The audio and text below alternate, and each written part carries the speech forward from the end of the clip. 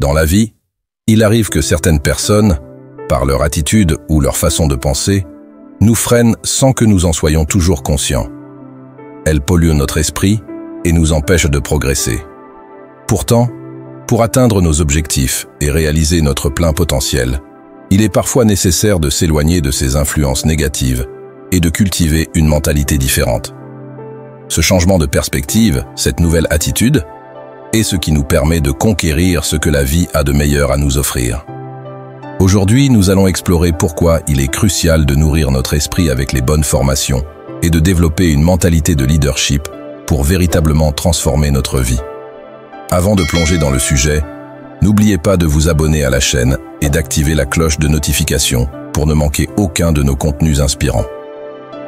La raison pour laquelle nous sommes tous ici aujourd'hui, c'est que nous sommes le reflet de notre manière de penser.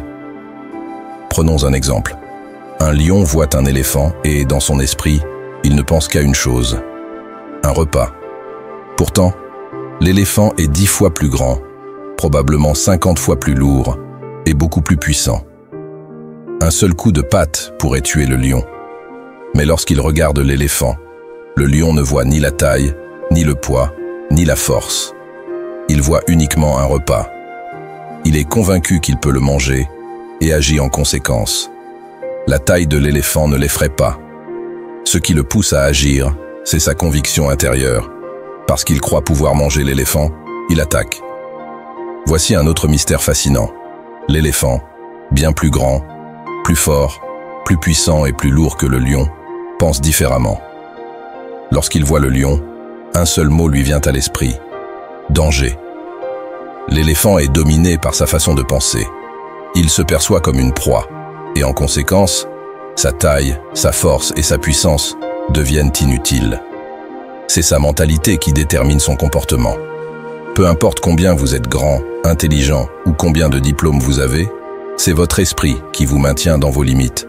Vous êtes le résultat de vos pensées. Votre mentalité façonne votre personnalité. Peu importe si vous vous sentez insignifiant, si vous vous pensez peu intelligent ou si vous possédez peu de choses, c'est votre esprit qui fait de vous un leader. C'est votre façon de penser qui détermine comment vous percevez les circonstances. L'attitude résulte directement de vos croyances. Vous ne pouvez pas adopter une attitude qui dépasse ce que vous croyez. En d'autres termes, votre attitude découle de votre système de croyances. Le lion est considéré comme le roi de la jungle, non pas à cause de sa taille ou de sa force, mais en raison de ce qu'il croit de lui-même et de ce qu'il pense de l'éléphant ou de la girafe. Il croit que ces animaux sont son repas, et il agit en conséquence. Son système de croyance dirige toute la situation. De même, un homme fier est fier à cause de ses pensées. Un homme humble est humble à cause de ses pensées. Un homme bienveillant est bienveillant parce qu'il y croit. Tout est question de pensée. Ceux qui remettent toujours les choses en question le font parce que c'est ainsi qu'ils pensent.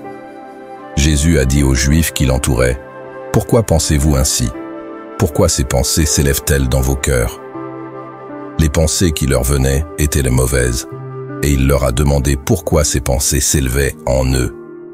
Ce que vous pensez est plus important que ce que vous faites.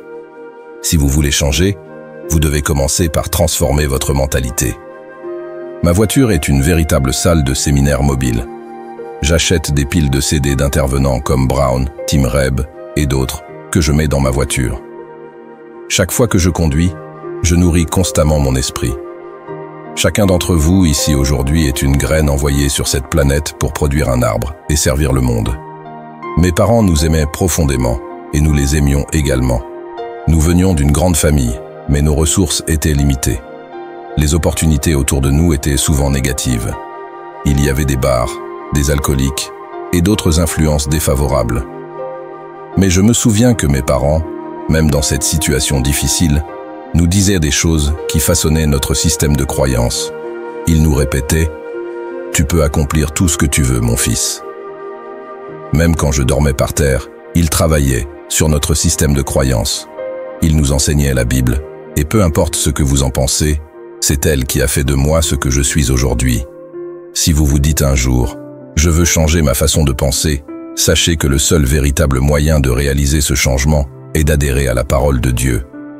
C'est en vous soumettant à elle qu'elle peut transformer votre cœur, votre esprit et vos pensées.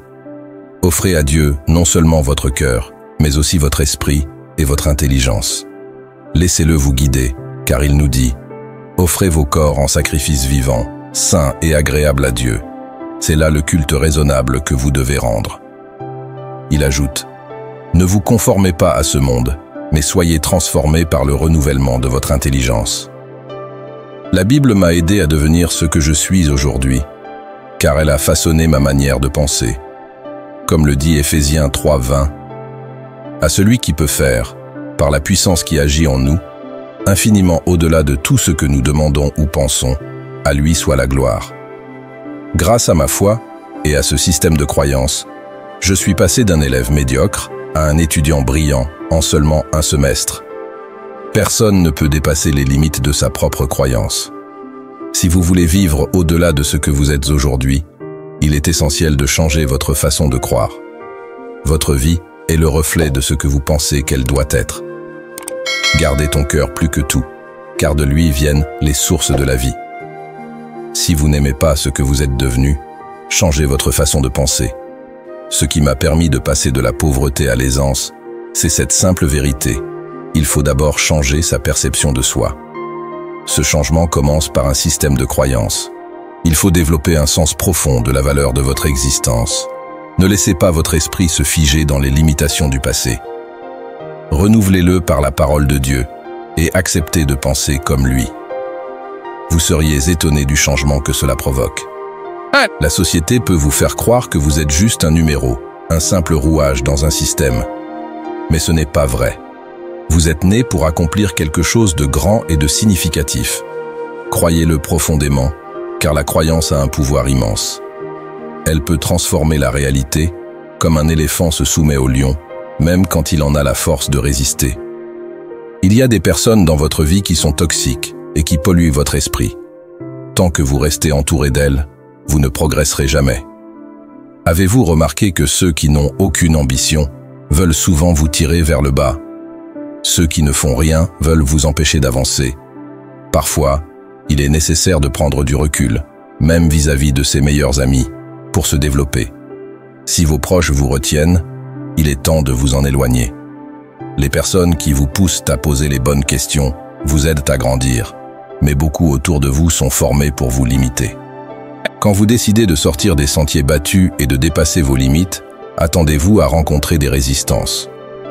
Les critiques viendront souvent de ceux qui se disent vos amis, car beaucoup ne veulent pas que vous échouiez là où eux-mêmes ont échoué.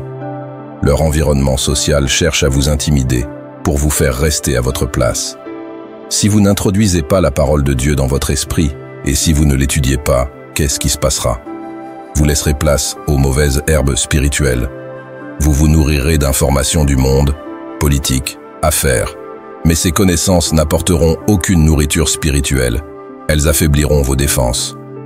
Parfois, nous observons les vies des autres et tirons des leçons de leurs expériences. Je me souviens de l'histoire de Caleb.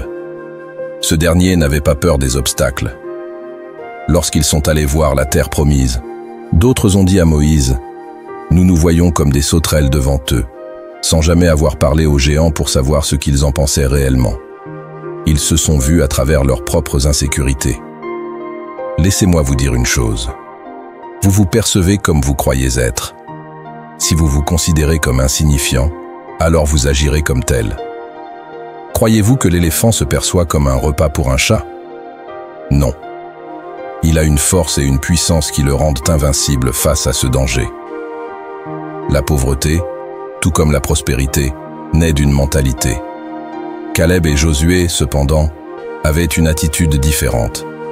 Ils ont dit « Nous sommes capables de conquérir ce pays. Ces géants ne sont rien. Le pays est magnifique, les raisins énormes, le bétail abondant. » Leur perception était fondée sur leurs croyances. Caleb avait un esprit de conquérant et un leadership qui faisait toute la différence. Il n'était ni plus grand, ni plus fort, mais sa façon de penser faisait toute la différence. Dieu répondit « Parce que mon serviteur Caleb a un esprit différent, je le conduirai dans le pays. » Cette différence se trouve dans l'attitude. il est crucial de comprendre que notre esprit détermine notre réalité. Comme le dit la Bible, « Garde ton cœur plus que toute autre chose, car de lui viennent les sources de la vie. » Vous voulez comprendre la vie? Lisez la Bible. L'humanité répète sans cesse les mêmes erreurs. C'est pourquoi vous devez nourrir votre esprit des bonnes informations pour produire les bonnes attitudes. Nous devenons ce que nous pensons, et ce que nous pensons aujourd'hui façonne notre avenir. C'est pour cela que je veille constamment sur mes pensées. Ma maison est pleine de livres car je sais que mon esprit doit être nourri pour que je puisse m'élever. Pour changer votre vie, vous devez d'abord changer votre esprit. Votre succès dépend avant tout de votre attitude et de ce que vous choisissez de nourrir dans votre esprit. À l'instar de Caleb et Josué, vous avez le pouvoir de transformer votre vie en adoptant une mentalité de conquérant. Souvenez-vous, ce que vous pensez aujourd'hui détermine ce que vous devenez demain. Entourez-vous des bonnes personnes, étudiez les bonnes informations et cultivez un esprit de leadership. Si ce message vous a inspiré, n'oubliez pas de vous abonner à la chaîne et de cliquer sur la cloche pour rester motivé chaque jour.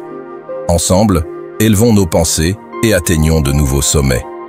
Voici une prière que tu peux utiliser en fin de moment de prière, de méditation ou de recueillement. Seigneur bien-aimé, merci pour ce moment de paix que tu m'as offert. Merci pour ta présence qui éclaire mon cœur, pour ta douceur qui apaise mes pensées. Je te remets toutes mes inquiétudes. Que tu puisses les transformer en espérance. Guide mes pas sur le chemin de la lumière. Accorde-moi la sagesse, la force et le courage de vivre selon ta volonté, avec amour et humilité. Bénis ceux que j'aime et ceux que je croise. Et que ta paix soit sur le monde entier. Amen.